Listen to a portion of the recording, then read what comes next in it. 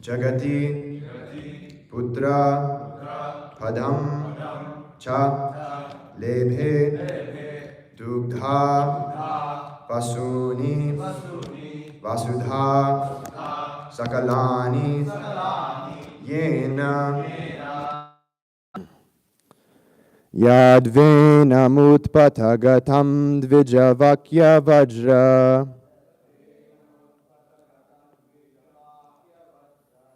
yadvenamutpatagatam dvijavakya vajra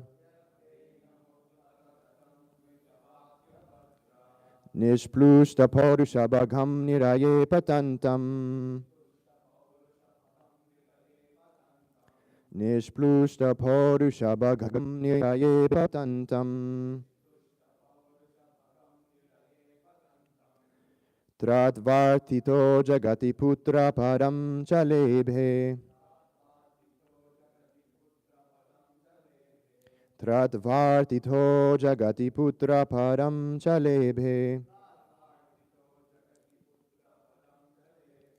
dugdha vasuni vasudha sakalani yena dugdha vasuni vasudha sakalani yena yadvenamutpatagatam dvijavakya vajra nishplushta porushabhagam niraye patantam tratvartito jagati putra param chalebhe dugdha vasuni vasudha sakalani yena yadvenamutpatagatam dvijavakya vajra nishplushta porushabhagam niraye patantam tratvartito jagati putra param chalebhe dugdha vasuni vasudha sakalani yena. Please chant.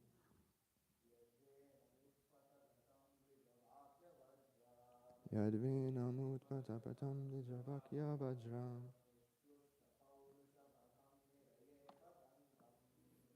Porushabhagam niraye patantam atito jagati putra param chalebe dugdha vasuni vasudha sakalani yena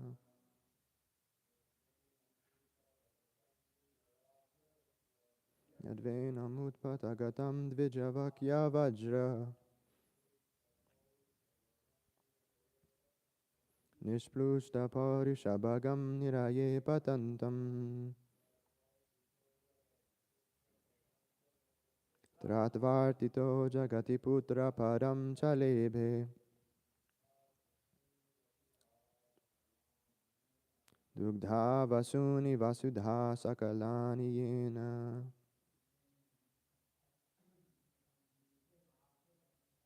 yadvenamutpatagatam dvijavakya vajra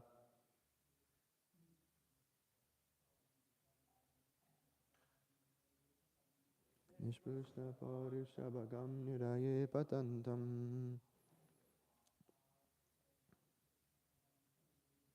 tadvartito jagati putra padam chalebhe dugdha vasuni vasudha sakalani yena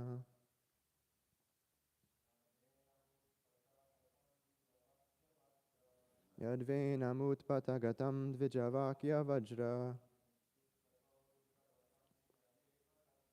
nishplushta porushabhagam niraye patantam tadvartito jagati putra param chalebhe dugdha vasuni vasudha sakalani yena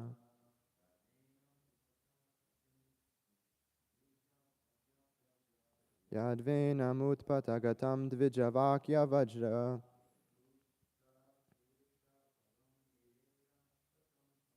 Nishprushta parushabhagam niraye patantam.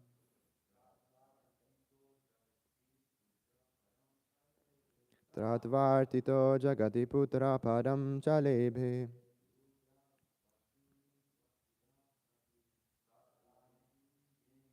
Dugdha vasuni vasudha sakalani yena.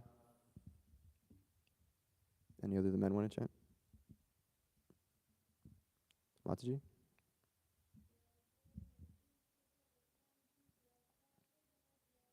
Yadvenamutpatagatam dvijavakya vajra.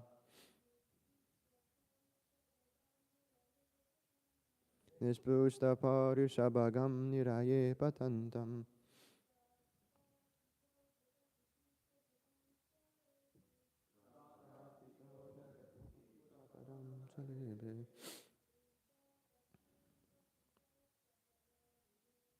Dugdha vasuni vasudha sakalani yena.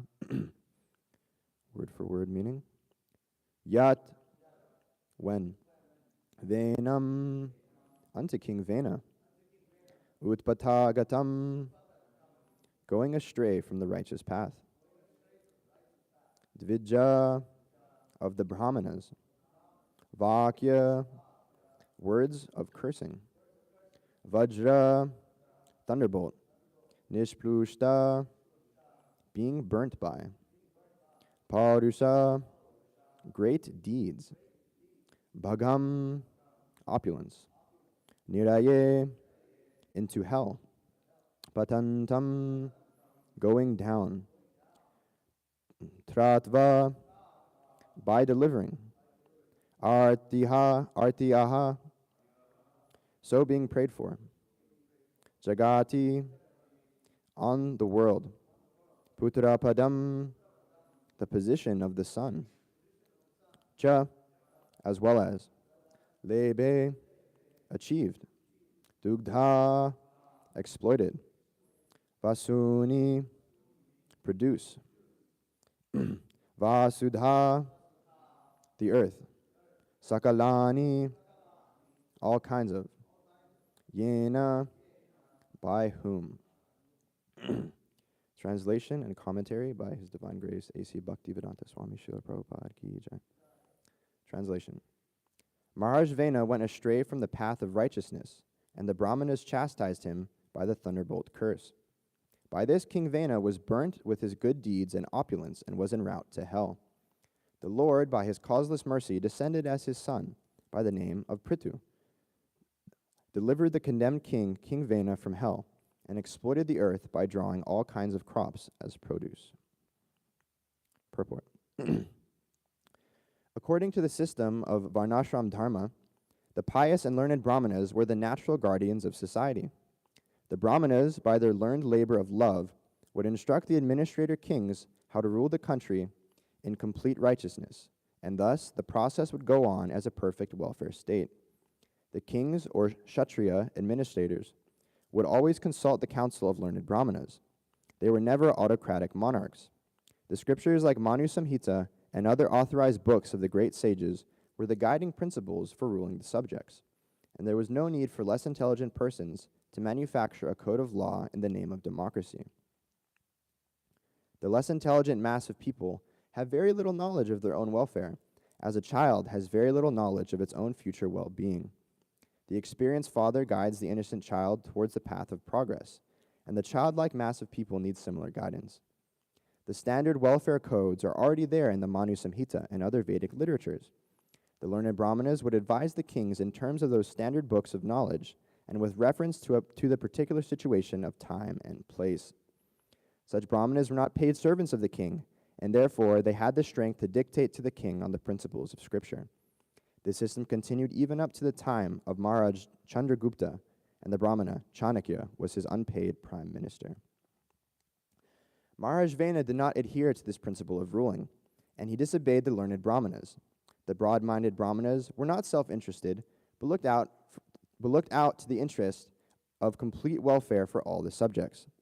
They wanted to chastise King Vena for his misconduct, and so prayed to the Almighty Lord, as well as cursed the king. Long life, obedience, good reputation, righteousness, prospects of being promoted to higher planets, and blessings of great personalities are all vanquished simply by disobedience to a great soul.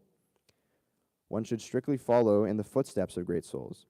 Maharaj Vena became a king, undoubtedly due to his past deeds of righteousness, but because he willingly neglected the great souls, he was punished by the loss of all the above-mentioned acquisitions. In the Vamana Purana, the history of Maharaj Vena and his degradation are fully described. When Maharaj Prithu heard about this hellish condition of his father, Vena, who was suffering from leprosy in the family of a Malecha, he at once brought the former king to Kurukshetra for his purification and relieved him from all sufferings. Maharaj Prithu, the incarnation of God, descended by the prayer of the Brāhmanas to rectify the disorders on earth. He produced all kinds of crops, but at the same time he performed the duty of a son who delivers his father from hellish conditions. The word putra means one who delivers from hell, called put. That is a worthy son. Om Jnana Timirandasya Jnananjana Shalakaya Chakshurum Militam Yena Tasmai Shri Guruve Namaha Shri Chaitanya Manobishtam Stapitam Yena Bhutale Svayam Rupa Kada Mayham Dadati Sva Padantikam Vandeham Shri Guru Shri Ataf Parakamalam Shri Gurum Vaishnavamshta Shri Rupam Sagrajatam Sahagana Raghunatha Vitam Tam Sajivam Sarvetam Savadutam Parijana Sahitam Krishna Chaitanya Devam Shri Radha Krishna Padan Sahagna Lalita Shri Vishakam Vitamsha. He Krishna Karuna Sindhu Dina Bandhu Jagatpate Gopesha Gopika Kanta Radha Kanta Namosite Tapta Kanchana Gaurangi Radhe Brindavaneshwari Vrishabhanu Sute Devi Pranamami Hari Priye Panchakalpa Turubhyascha Kripa Sindhu Bhyevacha Patitanam Bhavanebhyo Vaishnavebhyo Namo Namaha Nama Om Vishnu Padaya Krishna Prastaya Bhutale Shrimate Bhakti Vikasa Swaminiti Namine Nama Om Vishnu Padaya Krishna Prastaya Bhutale Shrimate Bhakti Vedanta Swaminiti Namine Namaste Saraswati Deve Gauravani Pracharine Nirvishesha Shunyavadi Pashtatyare Shatarine Jai Shri Krishna Chaitanya Prabhu Shri Advaita Gadadhar Shivasari Gaura Bhakta Vrinda Hare Krishna Krishna Krishna Hare Hare Hare Rama Rama Rama Hare Hare Yadvenam Utpatagatam Dvijavakya Vajra Nishprushta Paurishabhagham Niraye Patantam Taratvartito Jagati Putra Padam Chalebe Dugdha Vasuni Vasudha Sakalani Yena. Maharaj Vena went astray from the path of righteousness, and the Brāhmanas chastised him by the thunderbolt curse. By this, King Vena was burnt with his good deeds and opulence and was en route to hell. The Lord, by his causeless mercy, descended as his son by the name of Prithu, delivered the condemned King Vena from hell, and exploited the earth by drawing all kinds of crops as produce. We are reading here from the second canto of Srimad Bhagavatam, called The Cosmic Manifestation. And we have already gone over different subjects, most recently the Purusha Shukta confirmed. And this chapter, specifically, we are going into the different scheduled incarnations and their specific functions. We have already discussed the Varaha incarnation, which is the boar incarnation. And the Lord came as the boar to deliver the earth from drowning in the ocean after Hiranyaksha was exploiting all the metals out of it. And he also came to defeat the demon Hiranyaksha. We also discussed Lord Kapila, the propounder of the Sankhya philosophy, Dattatreya, the four Kumaras, Narayana Rishi, and this nice pastime of Prishnigarbha and Dhruva Maharaj. So for my class today, I'll first go through the pastime of Maharaj Prithu. I was briefly aware of this pastime before studying for this class, but to prepare, I read the whole section in this fourth canto of Srimad Bhagavatam. It's chapters 14 through 23. I actually had Nimai read it to me as I was driving back to Alatra, so I was able to slightly get some. It took 2.5 hours to go through that. That was crazy. So I'll do a brief summary of that, then I'll go through Prabhupada's purport. So Prithu Maharaj is a Shaktivesha avatar of the Supreme Lord. Shakti means energy, and Maharaj Prithu was thus empowered by the Lord with the energy of maintaining all the living beings, and he also came to reestablish the principle of righteousness. So a little brief history of why Maharaj Prithu had to incarnate in this world. This is described, as I said, in the 4th canto by Maitreya Muni to Vidura. They're having different conversations where they're discussing pastimes, and they're learning certain lessons from these pastimes as Maitreya Muni is discussing them to Vidura. So there was a king in the line of Dhruva Maharaj. We heard yesterday about Dhruva Maharaj, and now he was king. And after there's a king, there's also the descendants. So Anga was one of these descendants of Dhruva Maharaj. And similar to the situation in the Ramayana, he was unable to have a son. And in his old age, being very worried about the future of his kingdom, decided to conduct a similar kind of yagya to beget a son. So after performing this yagya, he got one son, which was King Vena. However, in the very unfortunate circumstances, King Vena turned out to be a very cruel and mischievous son, and was kind of like unworthy of the situation that he was put in, and because of this, his king, or his father, Maharaj Anga, was very depressed by this situation, because he was like, I needed someone to take over the kingdom, and I only have this one son, and he's like basically just like useless, basically, because he has no qualities, no attributes, no anything of someone who should be king. So because of this, he just left his whole kingdom, renounced everything, and he went to the forest just randomly in like the middle of the night, because he would just like, this like situation is just so horrible. Like I just like have to like get out of this kingdom and this management and prepare myself for the process of liberation. So as we know, in society there has to be some sort of ruler, and it was a situation in Vedic society where a king, an administrator, was put in charge. So how this would work was the Brāhmanas would come together, and they discussed amongst themselves, they kind of like weighed the pros and cons, to speak.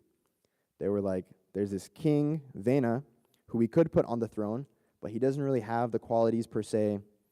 But we also want to continue this like line of kings coming from Dhruva Maharaj, because it's a very pious line, and generally the kings coming from this line have been very good in execution of the principles of righteousness and the principles of the Vedas. So after weighing the pros and cons, they decided, let's try putting Vena on the throne and kind of see how it goes. So after putting King Vena on the throne, he actually got very puffed up by this newly found position of being king. At that time, it wasn't just you were like president of one like small country, you were kind of like king of the whole world. It was like kind of a big deal. And this, because of him getting puffed up, it actually increased all of his negative qualities, and he became even more cruel and even more mischievous. So to one extent, the dacoits and the thieves and all these kind of people were too afraid of him to execute these irreligious principles. But because of him becoming puffed up, he got this misconception that since the king is non-different from the Supreme Lord, that people can just worship me instead of following the Vedas. So he went on like this, stopping all the principles of righteousness, and told these people, you're like following like the Vedas, but actually it's just better if you like listen to what I say and follow my instructions. And thus all of the Vedic rituals and sacrifices and yagya and everything was stopped. So this went on for some time, and the Brāhmanas, kind of being in the situation of being unaffected by all of this, because they're completely independent of the king and the administrative situation, talked amongst themselves again and were like, this situation isn't really affecting us too much, but we have to look out for the general population at large. So they decided it would be best if King Vena was removed from the throne. But using their intelligence first and not just acting out of emotion, they decided it would be best to reason with the king first.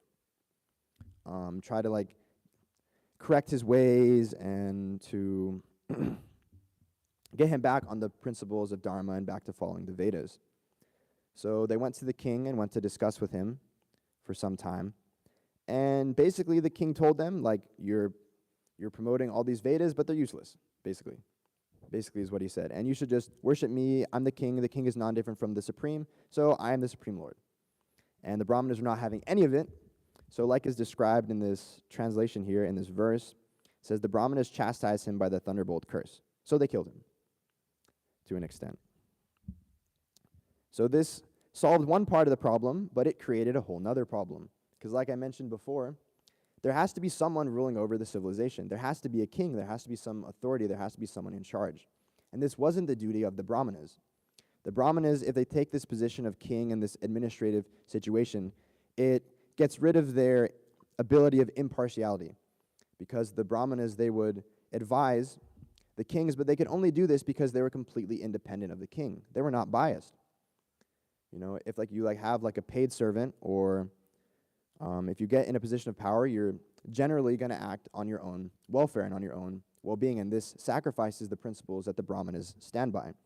So the Brahmanas got amongst themselves and talked again, and were like, we need someone to be on the throne. We can't do it. So they decided that they needed a king, but it would still be best to continue in this line of kings coming from Dhruva Maharaj. So it just so happened to be that the mother of King Vena preserved his body after his death. I don't know exactly how it worked, but that's just what it says. And there was this certain ritual, certain sacrifice that the Brahmanas could perform, and it was this process of churning. So they would churn the body of King Vena, and they would get certain products from it.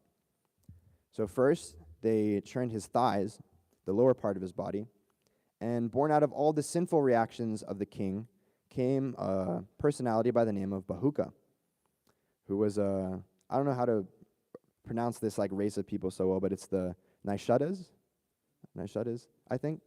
Yeah. And because of being born from the sinful reactions and irreligious activities of King Vena, this like race of people is always generally drawn towards adharmic things and principles of irreligion. However, after doing this process of churning of the legs and the thighs, all of the irreligious things and bad karma from the body of Maharaj Vena was taken away. So then the Brahmanas churned the upper portions, mainly the arms, and they got two personalities as a result, namely Maharaj Prithu, the Shaktivesha avatar incarnation of Lord Vishnu, and Archi, the goddess of fortune, who is always the Lord's constant companion. And so this here describes the appearance, and there's actually some really nice descriptions of Maharaj Prithu as he appears, and I'll read those, just the translations. Lord Brahma, the master of the entire universe, arrived there accompanied by the demigods and their chiefs.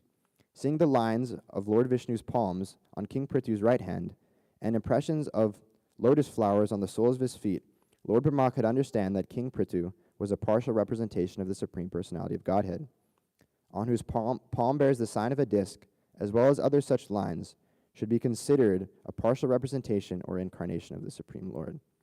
So that's describing the different marks on the body of Maharaj Prithu. And then it's also his physical body and his great, beautiful characteristics are also described later on in the 21st chapter. I'll just read a couple of these here, they're short. In that great assembly, Maharaj Prithu, first of all, worshipped the respectable visitors according to their respective positions. After this, he stood up in the midst of the assembly, and it appeared that the full moon had risen amongst the stars. King Prithu's body was tall and sturdy, and his complexion was fair.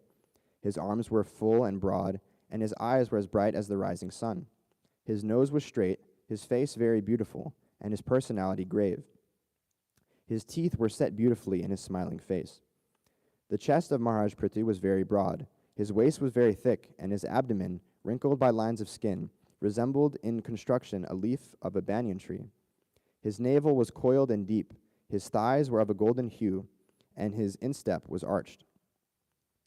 The black slick hair on his head was very fine and curly, and his neck, like a conch shell, was decorated with auspicious lines. He wore a very valuable dhoti, and there was a nice wrapper on the upper part of his body. So we can see that this incarnation, this empowered incarnation of the Supreme Lord is very, very beautiful. And this is because the Supreme Lord is very beautiful. So being empowered by the potency, by the energy of the Lord, this person also becomes incredibly beautiful. So that's the appearance here of Maharaj Prithu, and then I'll briefly go over a couple of his pastimes, which I feel like I could spend hours discussing each one of them, but I'll slightly cover them in brief. The first thing he did basically after his appearance was he did this process of milking the earth. Basically, during the time of King Vena, all these yagyas and all these sacrifices, they weren't practiced. So generally, back in the time, you would do sacrifices and you would do different yagya, and you would get a certain result. So you would do sacrifices to the earth and to the demigods, and thus they would provide everything for you. But this was stopped during the time of King Vena. So when Maharaj Prithu arrived, he was like, what the heck is going on? Why are none of my subjects being provided for? Because that's the duty of a king, is to provide for the subjects, and that's completely the purpose that he was brought here for, to completely provide for all of the subjects. So he got very angry at the earth, actually, and was like, you're supposed to be providing everything for the subjects, but you're not doing that. Like, what's wrong with you? And seeing his rage, Bhumi, the earth, became very afraid and took the form of a cow and began to run away from Maharaj Prithu. However, she couldn't run very long and very far, and eventually Maharaj Prithu caught up with her. And after discussing for some time, his anger was pacified, and they came to the arrangement that she would provide everything for the citizens. And since she was in the form of a cow, different personalities from different heavenly planets, different sages and munis from the earth took the form of calves. Because Bhumi said, I can give the most, because she's a cow, so she said, I can give the most milk to one of my loving calves. So thus, all these different personalities took the form of a calf, and they extracted certain different things from Bhumi. And then, right after this, actually, he did the performance of 100 horse sacrifices, or almost 100 horse sacrifices. Indra, the king of heaven, is famous for performing 100 of these Ashwamedha Yagya, which is these horse sacrifices, where you would send a challenge horse around, and then people could challenge your authority in different kingdoms, and if they challenged, then you would fight with them, and if they didn't, then they would just accept your authority. So Maharaj Prithu, after performing 99 of these, Indra got very envious, per se. And as we've heard in recent pastimes, even in this chapter, Indra doesn't really like when people challenge his authority and his position, and he tries to stop it in whichever way possible. So he steals this challenge horse, and one of Prithu's sons catches up with him and threatens to kill him. So he just disappears and leaves the horse and gives it back. But Prithu actually becomes very angry at Indra, and in the process of performing this yagya, they're about to perform this curse on Indra, but then Lord Brahma actually comes and stops them from doing this. And he says, it's actually better if you just stick with 99 sacrifices, because Indra, he's becoming very envious of your opulence and your situation. So he's introducing all these irreligious principles by doing things like stop the yagyas and acting out of envy. So it's actually better that you stick with this. And then Vishnu comes out of the sacrificial fire with Indra before Maharaj Prithu and says, I know Indra took your horse, but you should really forgive him and be compassionate on him. And in this way, Maharaj Prithu's anger was pacified. Then he also gets instruction and wisdom from the 4 Kumaras who come to visit him. And the 4 Kumaras come, and he worships them very nicely, serves them. And after serving them, he does what you should do when you receive great personalities. You should inquire from them, hear from them, and learn from them.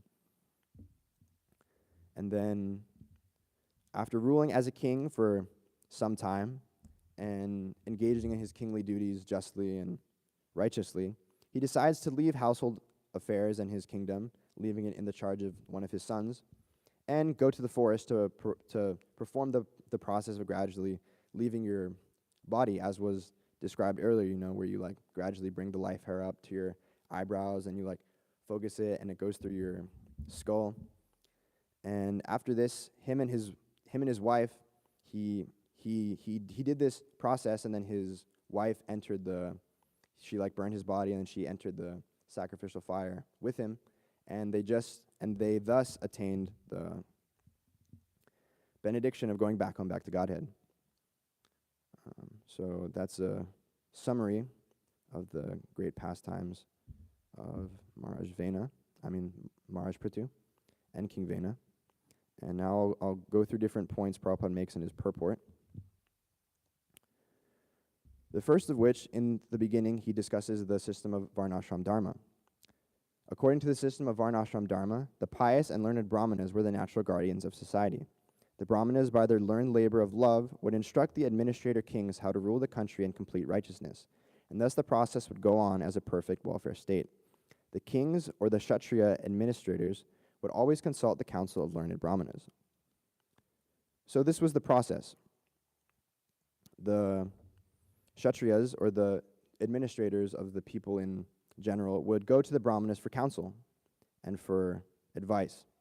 And mainly in this purport, Prabhupada here discusses the Brāhmanas and the Kshatriyas, so I'll dive a little more into that, specifically in relation to Maharaj Prithu and how his rule and his situation contrasts with that of Maharaj Vena and his rule. So it's described in the 16th chapter of the 4th canto, text 17, about Maharaj Prithu, that the king will respect all women as if they were his own mother, and he will treat his own wife as the other half of his body. He will be just like an affectionate father to his citizens, and he will treat himself as the most obedient servant of the devotees, who always preach the glories of the Lord. So this is the description of an ideal king, which was Maharaj Prithu. And what great men do, everyone else, like the common men, generally tend to follow. So the king would set a good example for all of the subjects and lead justly, righteously, and by the principles of the Vedas, which they got instruction from by the Brāhmanas. And thus they would act as the most obedient servants of the subjects, actually, which is the proper position and occupational duty of the king. Prabhupada describes it here in one of the purports in this section, that it is the occupational duty of the king to give protection to the general mass of people and to act for the pleasure of the Supreme Personality of Godhead. So it is not only that the king provides for the subjects, but to be a proper king, you also have to act for the pleasure of the Supreme Personality of Godhead. And thus, in this sort of way, through either the earth, the demigods, or even the Supreme Lord himself, everything is provided for the citizens. Srila Prabhupada also goes into the section of Varnashram Dharma of the Brāhmanas, which are the heads of the society. And like I mentioned before, they would give this impartial instruction to the king. And it's mentioned in this purport here that such Brāhmanas were not paid servants of the king, and therefore they had the strength to dictate to the king the principles of Scripture. So this is the position of a Brāhmana. They are completely independent of the king, and thus they can give impartial guidance. And we can see certain situations where this was not followed, and thus the principles of righteousness and everything could not be followed properly. In the Mahabharata, we get the descriptions of Drona, Bhishma, and Kripa during the disrobing of Draupadi. She's in this most terrible situation for a chaste wife, being threatened to be disrobed before an entire assembly. And she calls out, she's like, Bhishma, Kripa, Drona, aren't you guys supposed to be Brāhmanas? Aren't you guys supposed to be learned in the scriptures? Can't you tell that this isn't right? And even in the battlefield of Kurukshetra, they had to side with the Kauravas because they were completely dependent on everything was provided to Bhishma, Drona, and Kripa by the Kaurava kingdom. Thus, they couldn't give impartial counsel. And it's said in this section specifically about the Brahmanas that the Kshatriyas, Vaishyas, and Sudras eat their own food by virtue of the Brahmanas' mercy. It is the Brahmanas who enjoy their own property, clothe themselves with their own property, and give charity to their own property. So really, everything in the society actually belongs to the Brahmanas. But the Brahmanas, because they are supposed to be completely impartial and detached, they allow different. And that's the next point that Prabhupada goes into here, is the guidance of Shastra for the kings and for the people in general, the people at large. He says, the scriptures like Manu Samhita and other authorized books of the great sages were guiding principles for ruling the subjects, and there was no need for less intelligent persons to manufacture a code of law in the name of democracy. The less intelligent mass of people have very little knowledge of their own welfare, as a child has very little knowledge of its future well-being.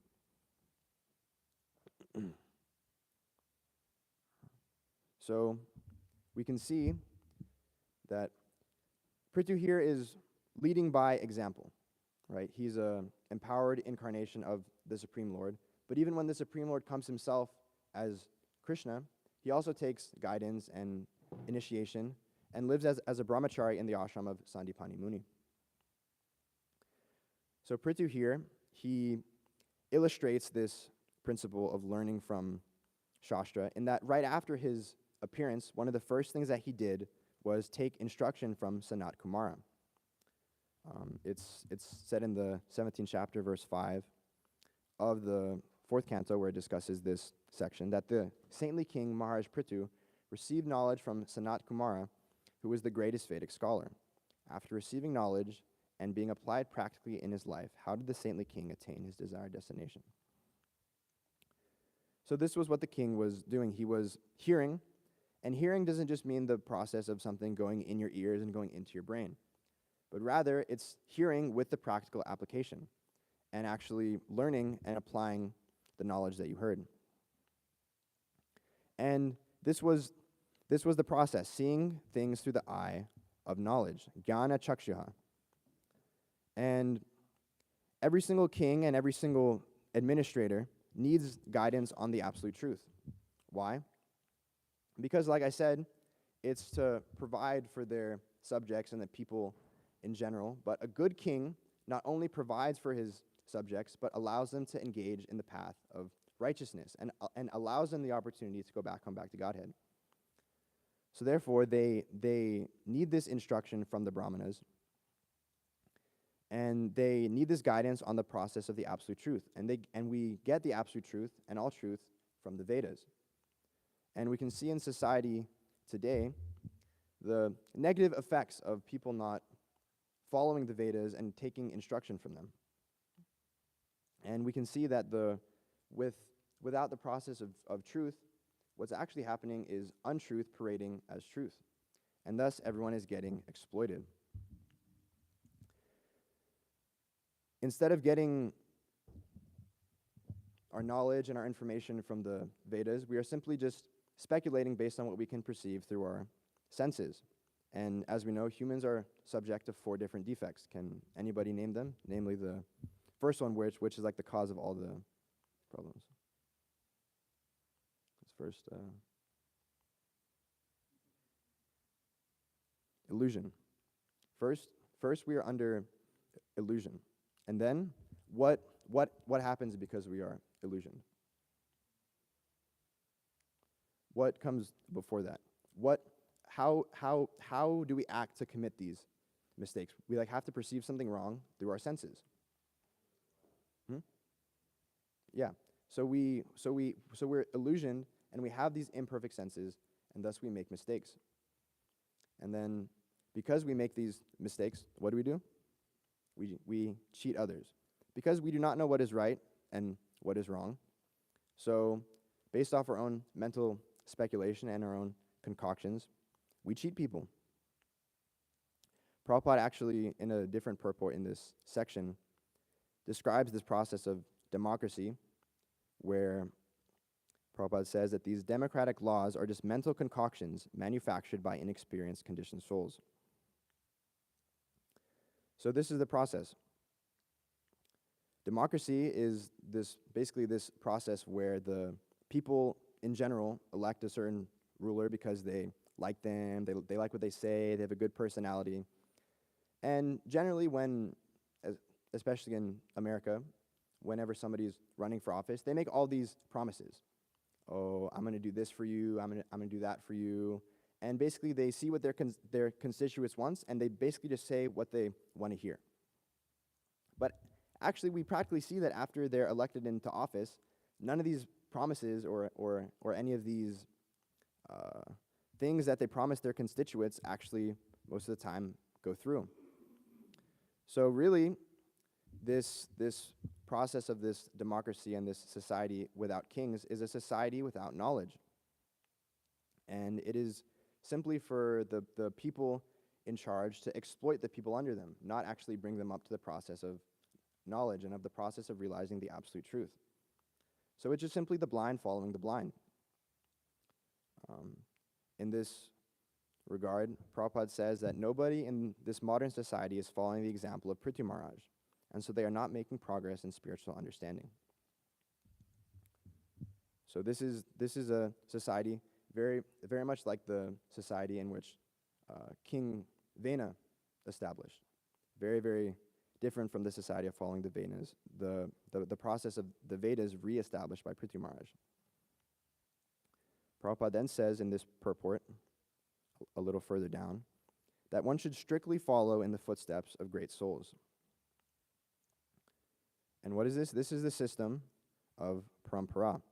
In Bhagavad Gita, chapter 4, text 2, it says, Evam parampara praptam iman raja sayo vidu sakalena mataha mata yoga nashta parantapa. This spiritual science was thus received through the chain of disciplic succession, and the saintly kings understood it that way.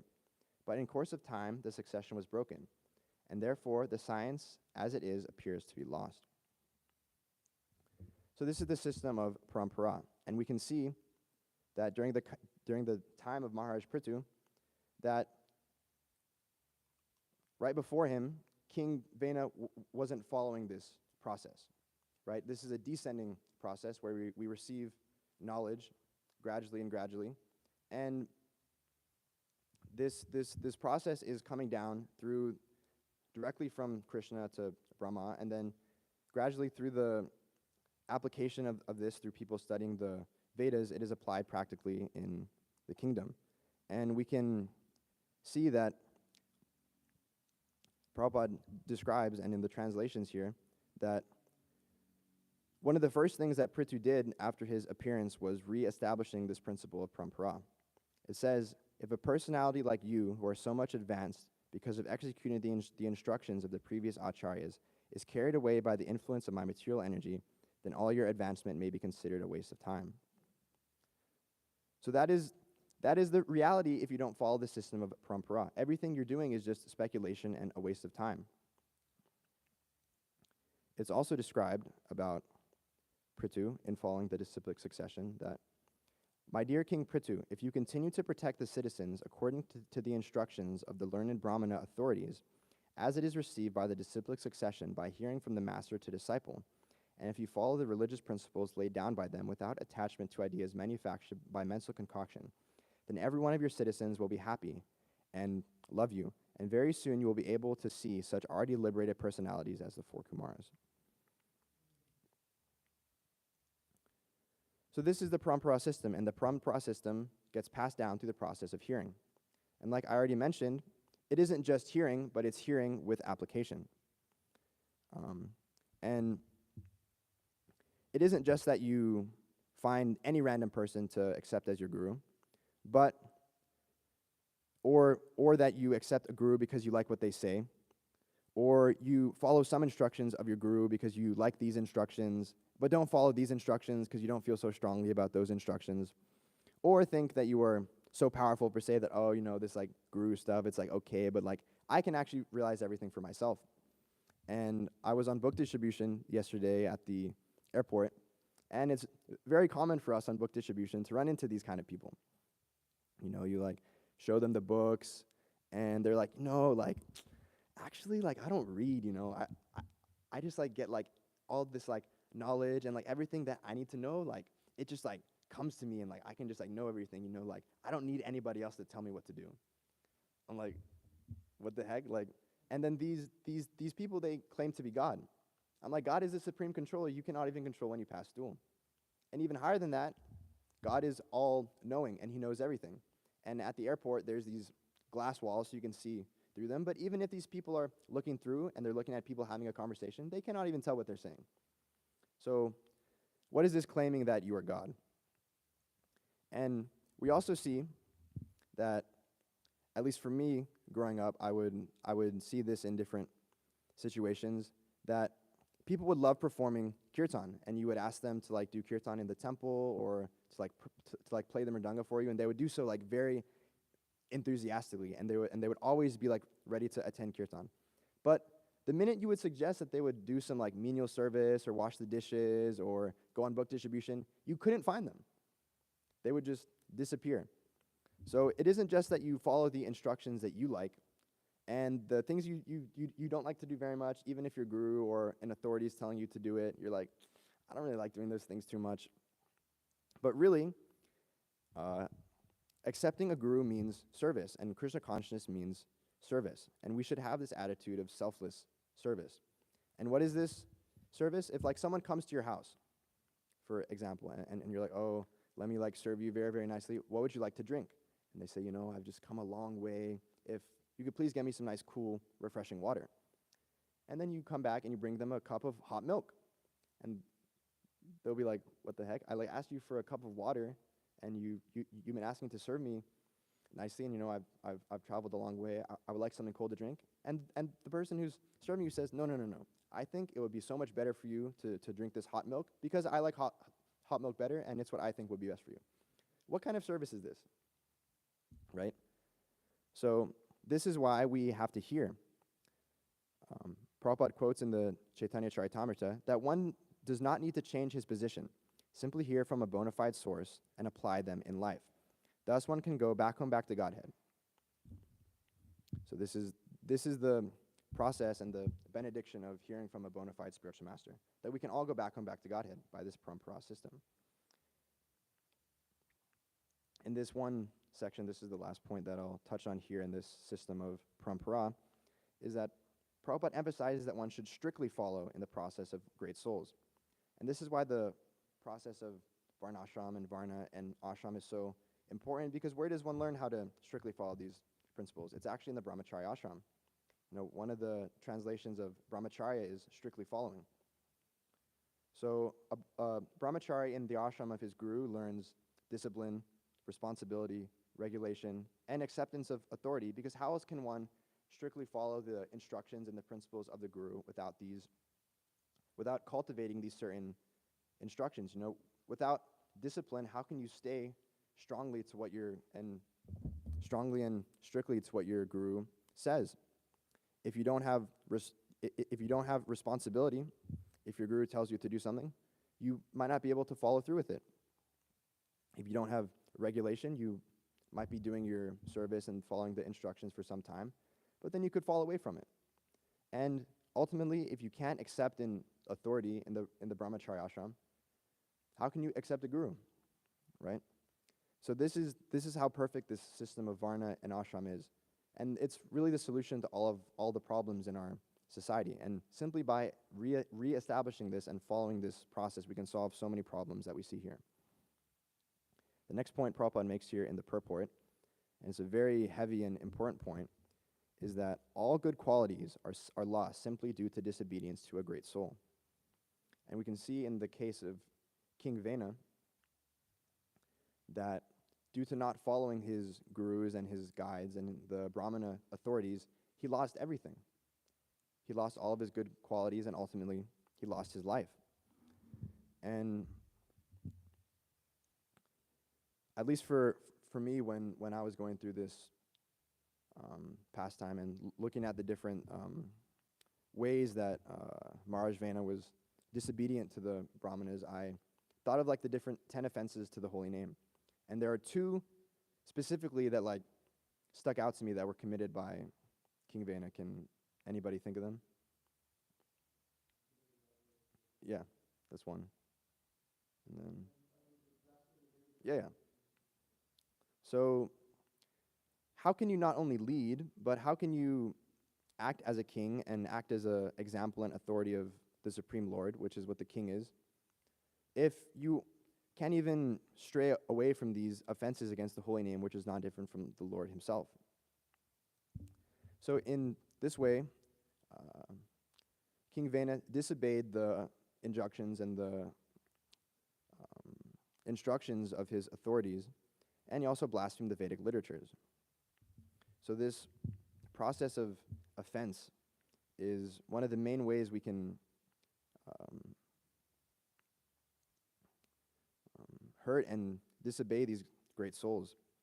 And going through this section, I just wanted to mention like really quickly about this like top most like high offense of Vaishnava aparad, which is considered the mad elephant offense. Does anybody know why it's called that? I didn't for the longest time until I listened to one of Bhakti Vikas Swami's lectures.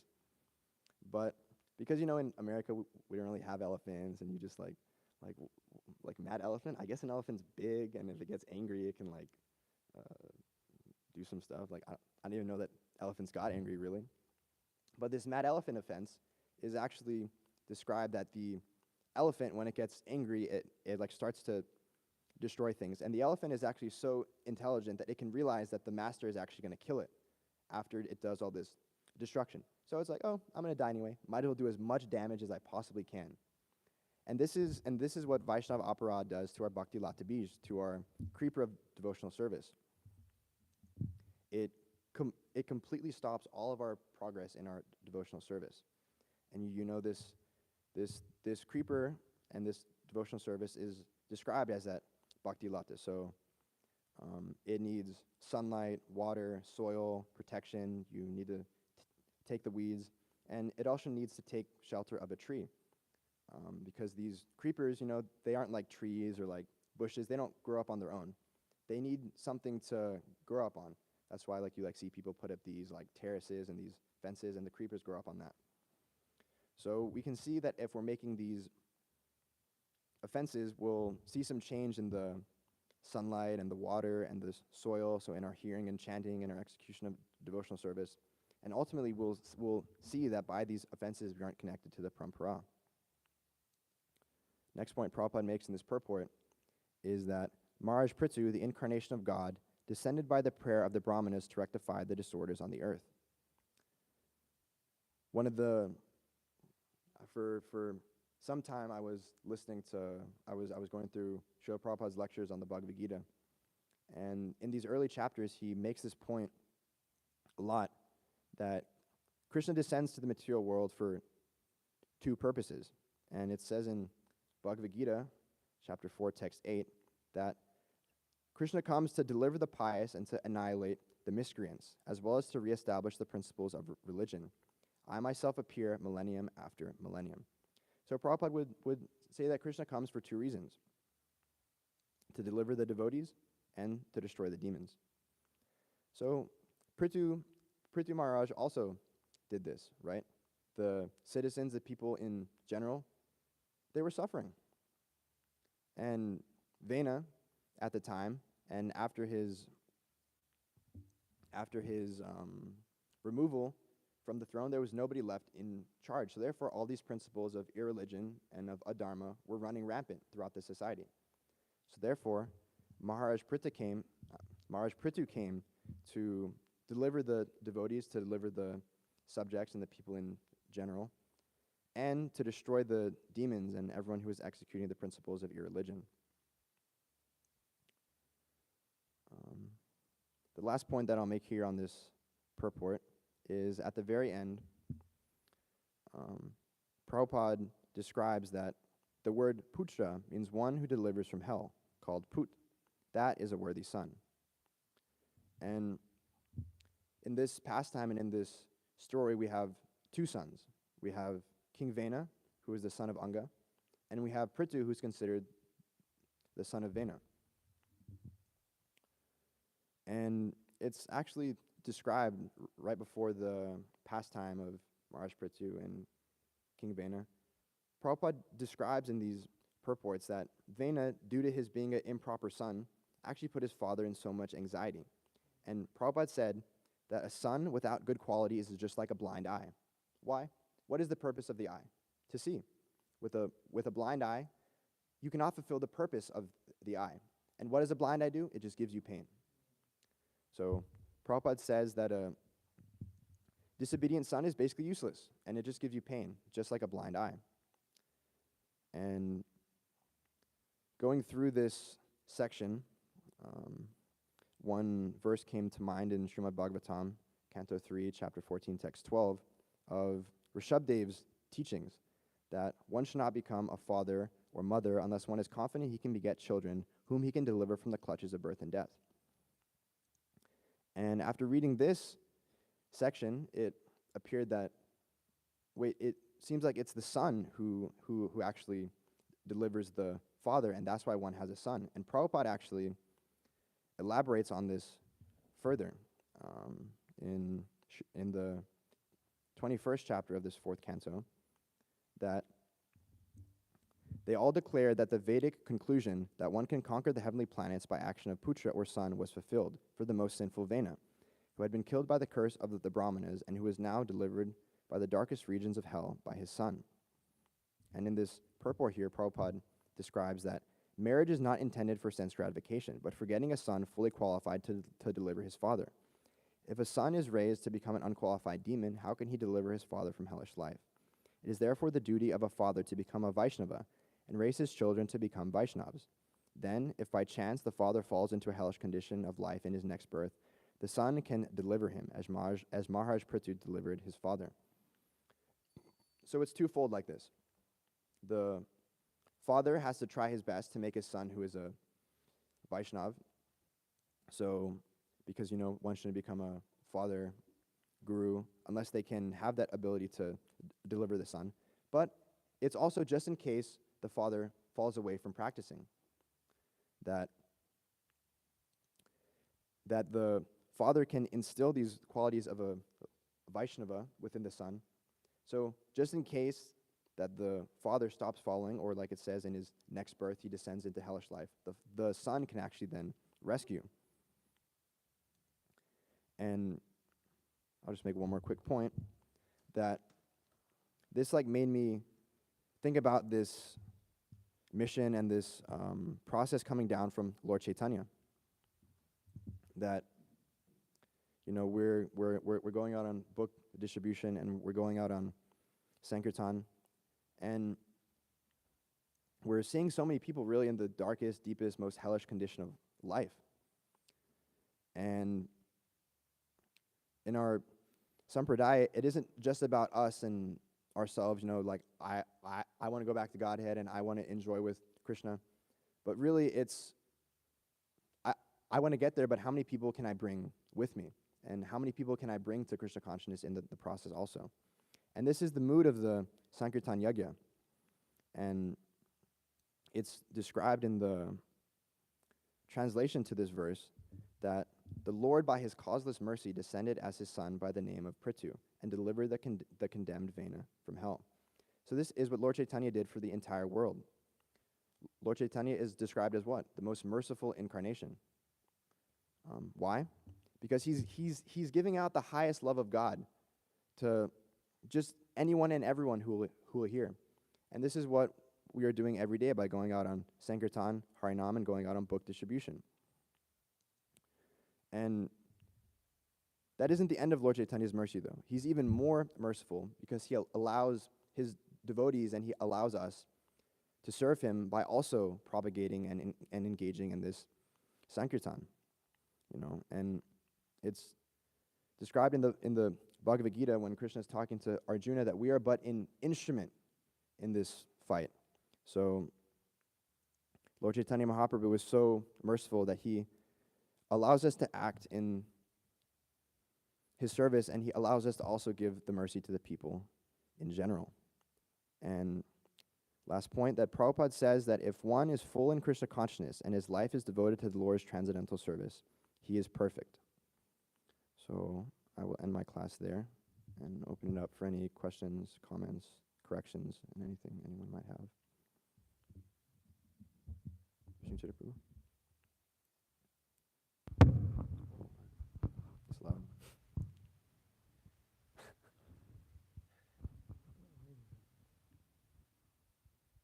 Hare Krishna. Hare Krishna. So, a comment and a small correction. So, of course, we do want to go back home, back to Godhead, but we don't think that we're qualified to go back home, back to Godhead. So, the mood of Sankirtan is that our spiritual master, is taking us back home, back to Godhead. And, we have become saved by the mercy of our spiritual master. Right. And our spiritual master has engaged us in, out of his desire to bring more, conditioned souls to the lotus feet of Krishna. And by bringing such conditioned souls to the lotus feet of Srila Prabhupada, and Prabhupada's servants, then those conditioned souls will also be delivered. Yeah. I'm just saying it's a slight difference in thinking of we're going and let's take more people with us. Yeah, I was just kind of like rushing through that section because I was kind of short on time, but that's the point that I was trying to make. Yeah. Okay. So it's a fine line, but it's it's a very, very important difference.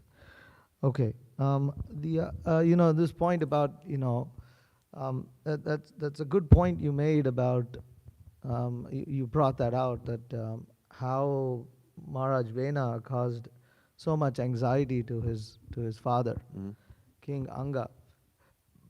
And just like we can understand about son and father, there's a very similar relationship between the disciple and guru as well. And that the disciple also, you see, once the guru has accepted a disciple, they never really let go of that disciple. It's just like it's actually it's a spiritual bond, and it's a lot more strong than the mundane bond of a father and a son. And so a disciple should be very careful not to bring upon any distress, give any distress to the spiritual master.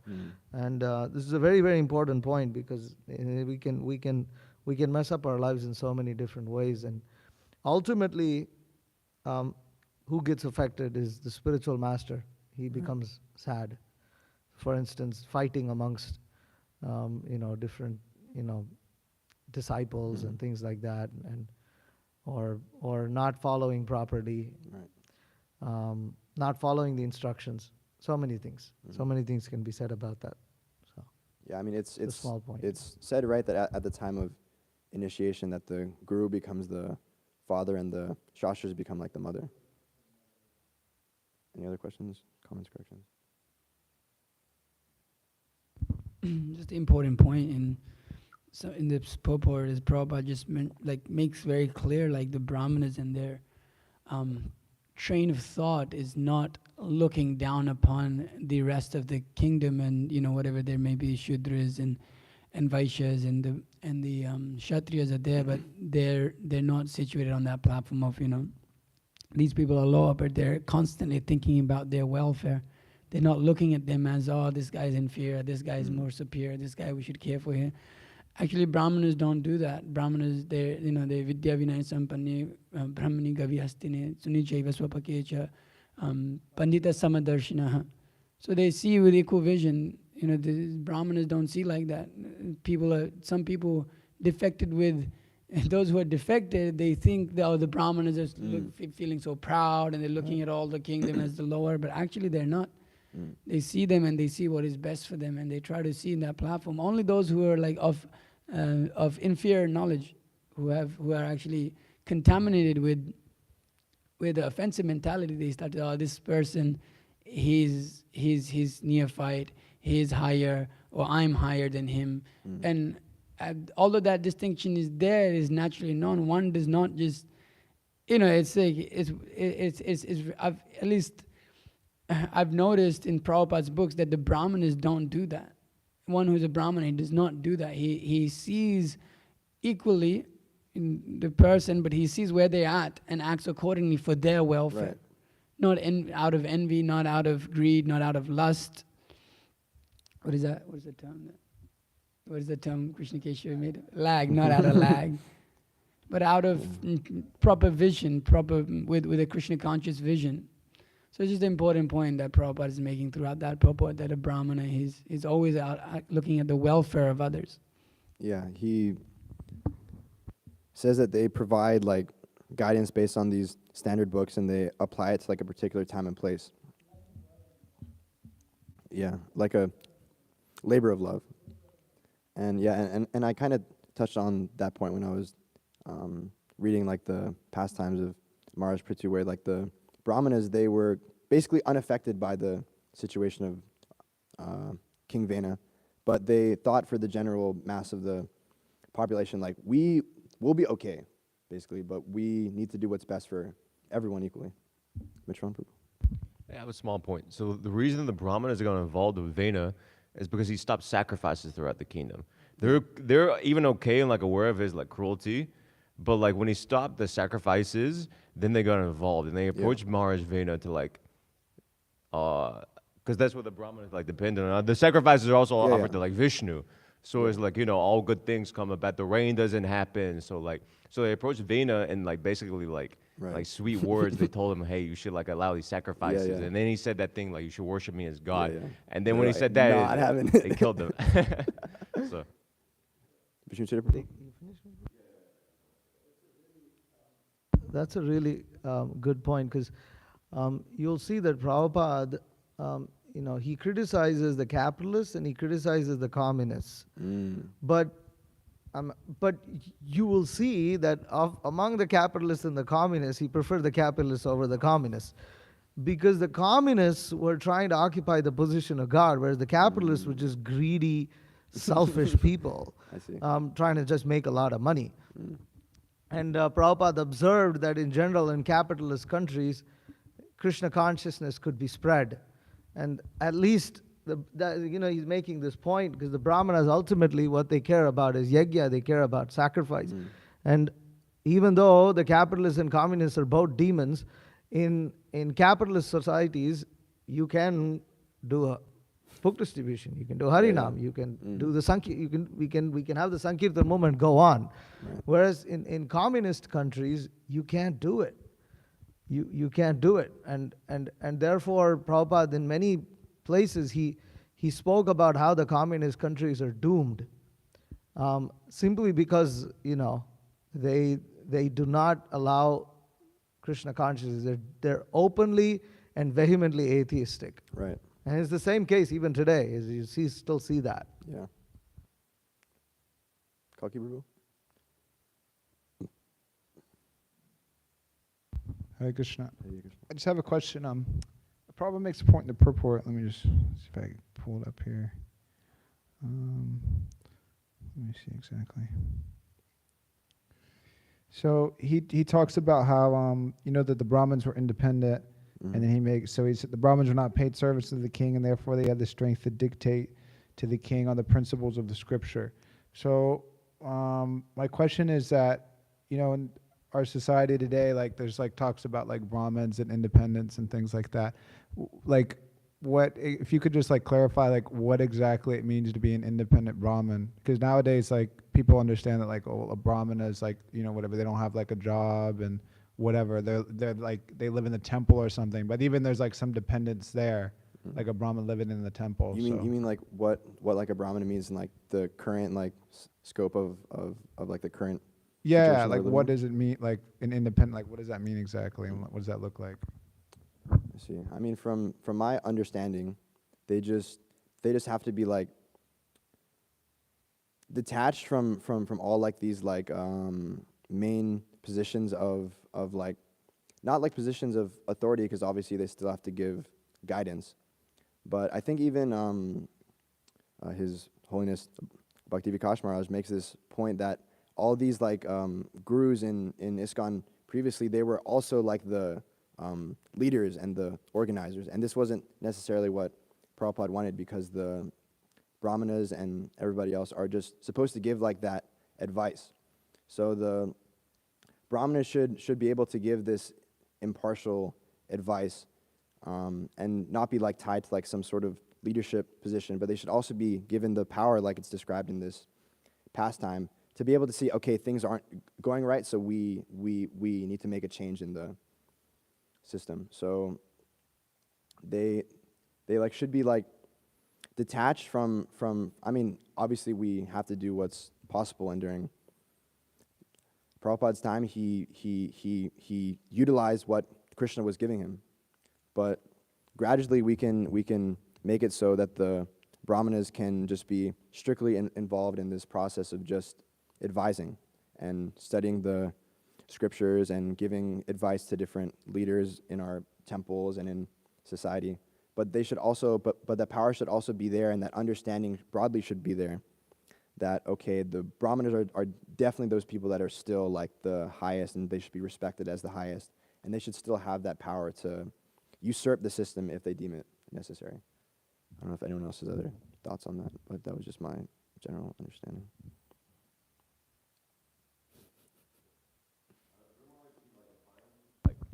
Like basically, well, he speaks on like independently thoughtful Brahmana, which like the term Prabhupada uses like a lot.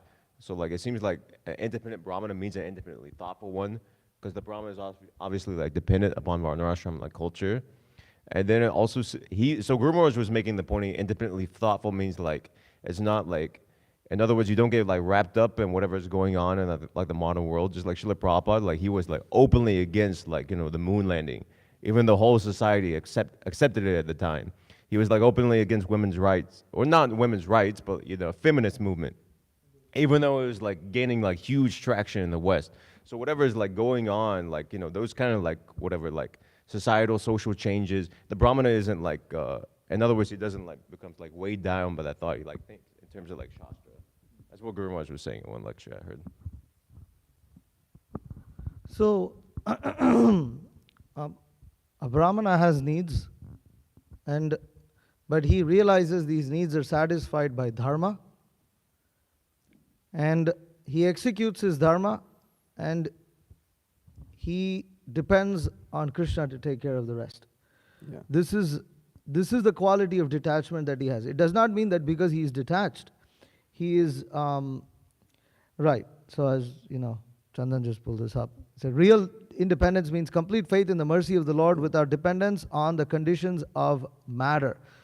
So the point is that the Brahmana will have needs. For instance, a Brahmana may be supported by the temple, but he does not accept more than what he needs. And he does not get caught up in thinking that matter is going to provide for him, so that therefore he has to accumulate so much, or etc., and that, you know, and yes, while others may say, well, you have to accumulate so much money because you don't know, you know, the temple may change, and the favorable president may die, or whatever, and then who's going to provide for you? So you have to accumulate money, you have to create your own. No, but he depends on Krishna.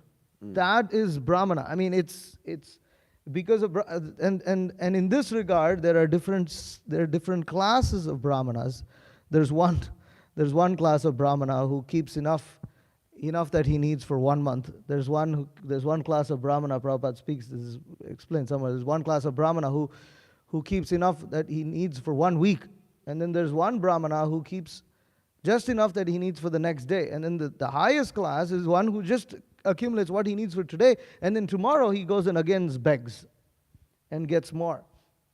So this is the quality of a Brahmana. He does have wife, he does have children, they do need to be provided for, but one of the characteristic differences between Brahmana and others in in societies. One, a Brahmana lives by, he lives by begging. That this is a very important quality of a Brahmana. And begging doesn't mean that he necessarily goes and begs, but more that he accepts only what is given for his need.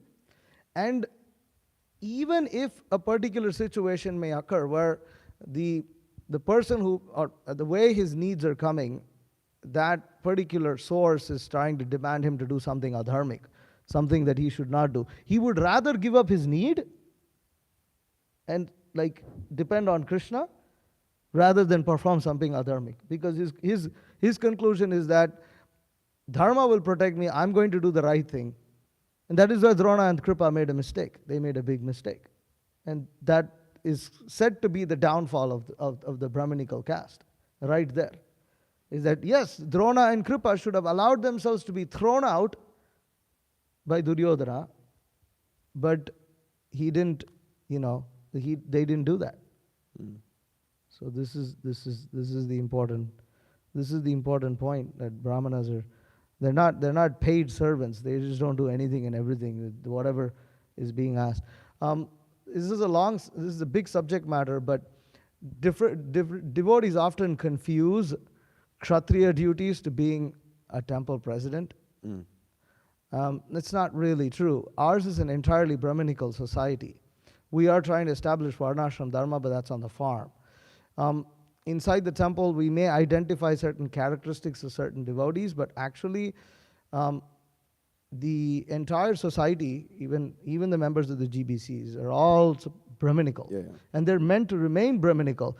And Brahmanas do manage mutts, temples, etc. And there's managements, there's funds, there's organization, there's everything, but it is done on a Brahminical level. It's a big discussion, but Bhakti Vikas Maharaj elaborates on this. Yeah. This difference. Prabhupada, generally those kind of managers are, in general, it's not completely prohibited, but in general they're grahasthas. And so, but they're Brahmanas. Yeah. So I see. yeah, it's a lot. It's a bigger subject matter, but I wanted to just briefly mention that. Ram Prabhu, you had a question? Or is it? We're kind of that's all? running out of time.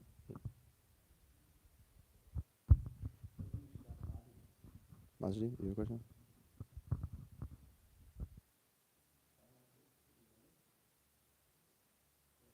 Okay. Srimad Bhagavatam ki jai, Srila Prabhupada ki jai, Vancha Kalpa.